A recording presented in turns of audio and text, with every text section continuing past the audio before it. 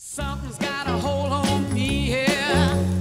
I must be love. Oh, something's got a hold on me. Hi, today we're going to talk about how to put on a front clip harness. Right now I have my Wonder Walker. You'll find that these harnesses come in a multitude of companies that make them. They generally are all about the same, meaning that they have a front piece, they'll have a back piece, they'll have a piece that goes underneath the chest. In general, you always want to be aware that the label for the harness is always going to be on the top, because the color configuration is going to be very different depending on the company that makes the harness. So if you just always remember to keep the label on the top, you'll be okay. Here, hello my friend, what a good boy.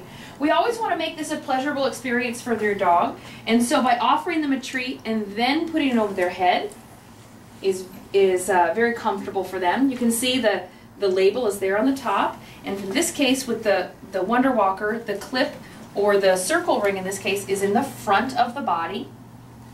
When we're positioning it, the tab is going to go underneath the legs. In the Wonder Walker, there is a no movable piece as opposed to the Easy Walk harness.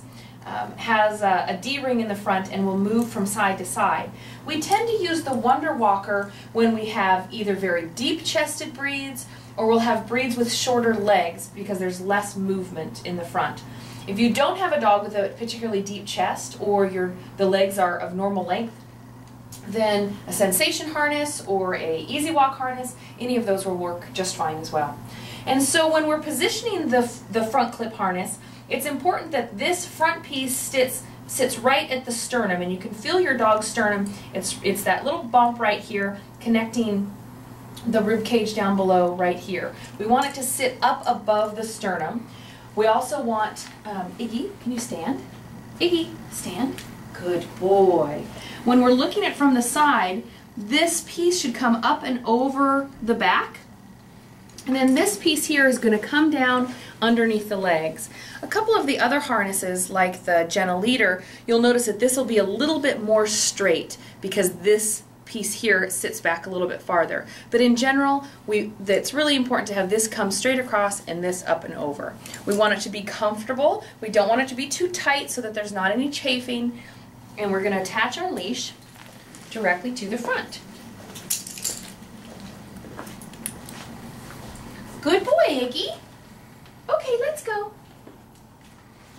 Remember, when utilizing a harness, it's important that your dog be wearing the harness only when you're attached at the other end with your leash.